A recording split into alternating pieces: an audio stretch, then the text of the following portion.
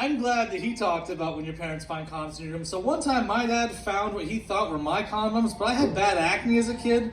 And they were these wipes for your face, but I can only describe the size of this white pack as like El Toro Grande. When he found those, I wanted to be like, Dad, I thank you for having so much faith in me. Because I grew up Mormon, and he called me into his office to talk to me about it. And I had to sit down and be chastised for having a huge cock, apparently. Thank you. All right. I've been looking into like buying a new car lately. I just bought a truck, but like I want something that saves a little better mileage. So I'm looking at all these new cars, all the electric cars and everything you can look at. And I don't know if you guys know this, that got a lot louder. Hey, who's controlling that back there? I'm 4 feet back. If you look at like a lot of these new cars, they actually come with monthly subscriptions for like what used to be basic features. Like heated seats from BMW are $12 a month. If you want like the advanced performance from like BMW AMG, it's like $100 a month. My girlfriend has to pay for OnStar just so she has like her electric start for her Chevy Volt. And I'm getting concerned about that because like, do you know when your friend used to pick you up that was like, listen, I know my car, man. The gas light's on, the check engine light's on, that needle on the gas feels buried, but I know my car. What's gonna happen like in a couple of months when that guy picks you up? He's like, hey man, I can drive. He's pulling down doors like, hey man, I think my subscription to brakes just ran out. And I feel like having a car is already so expensive. You ever brought a car to a mechanic? I feel like going to therapy is like bringing a car to a mechanic. Like, you walk in there and like, listen, I want an oil change. And the therapist is like, there's so much more broken here. Like, the mechanic's like, listen, we gotta fix a lot. You've thrown a rod. There's no coolant. You're also out of wiper fluid. And you're like, just change the oil. Like, what if I just drink more water? Can I hydrate my way out of this? Like, it's so fucked up. Nah, just the oil. You at least need an air filter. I will drink water. I'll drink water to get out of this. If I have to, I'll put some oil in there. Alcohol.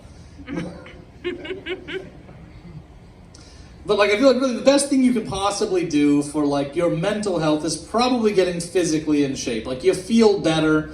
And like, I need some motivation sometimes. I'm looking up things like, man, what are the benefits of working out? And like, the benefit that's really not talked about, like, listen, you can breathe better, you'll sleep better, you'll feel better. You know what they don't talk about? For every 35 pounds of fat you lose, you gain 1 inch of functional penis. Because, you can look it up, muscles anchored to bone. Guys, I see some of us that are not living up to our potential. Let's get this extra inch or 2 this year. Isn't that a fucking powerful, like, you walk into the gym and that's the motivational poster? Not like breathe, not live, not let's make this thunder thimble into an anaconda. Like, that's what I need when I walk in.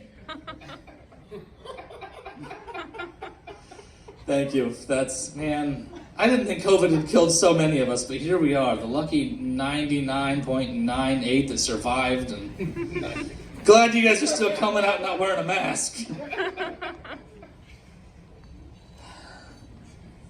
We got off penises. I'm going back to penises. Sorry about that. It gets the laughs. It's cheap. I feel like I want to start a business, but I want as many tax write-offs as I can. And like, I think that somehow starting a business in conjunction with something else is the best way to go. So I'm going to start an OnlyFans. Because, like, I'm taking that office upgrade, but I need to write off this fuck dungeon.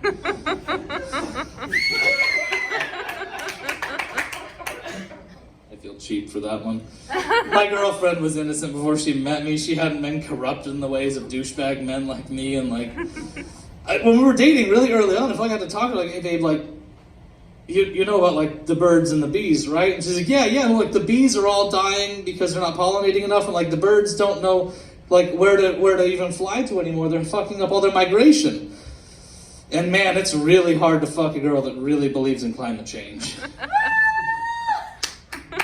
Not a lot of laughs, the quality ones. I do a lot of hiking, a lot of hunting. I really like being in the mountains, and I was looking at some of the things lately for like Central Washington and over here, and they want to reintroduce grizzly bears, and they've already reintroduced wolves. And as someone that hikes, I feel like when you look at, like, man, these are all apex predators that attack people and kill people. They'll rip your face off and eat it. Like wolves don't care if it's you or a deer. And I feel like that's like the same person just sitting at like a children's playground. And they're sitting there and they're like, man, there aren't enough pedophiles here. This is their natural habitat, guys. This is where they hunt. We need to reintroduce them. And I'm against that. I'm against pedophiles. That's my going out note for the night. I hope that's 5 minutes. No one's flashing.